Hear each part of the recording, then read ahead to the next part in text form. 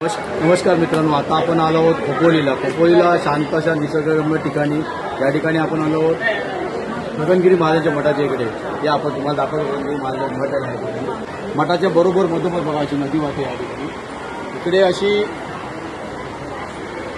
अशी आख्यायिका आहे की महाराज या नदीमध्ये बसून तपश्चर्या करायचे आणि इकडचे जे मासे आहेत त्या माशांनी महाराजांचे पाय खाल्ले होते अक्षरशः. म्हणजे महाराजांना खांद्यावर बसून घेऊन जायचे असं इकडची आख्यायिका आहे.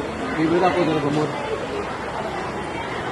समोर छानपैकी असा मठ बांधलेला आहे. निसर्गरम्य वातावरण आहे. पावसाचे दिवस चालू आहेत आणि असे काही भाविक या ठिकाणी आलेले आहेत. भाविक पण दाखवतो.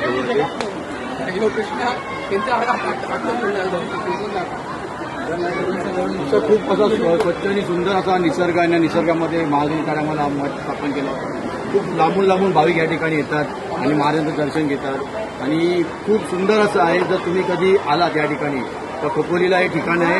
निसर्गरम्य असं आहे. नदीमध्ये बसून फार मठ आहे. कधी आलात या ठिकाणी तुम्ही दर्शन घ्या. इथं तर सर्व ठिकाणी कॅमेरा फिरवायचा, सर्व दाखव संपूर्ण कशा प्रकारे आहे तो.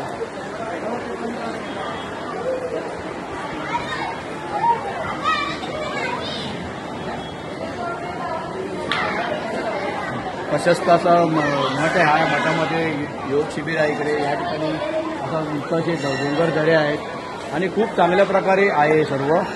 तुम्ही जर कधी आलात मुंबईवरून तर तुम्ही या ठिकाणी येऊ शकता. धन्यवाद.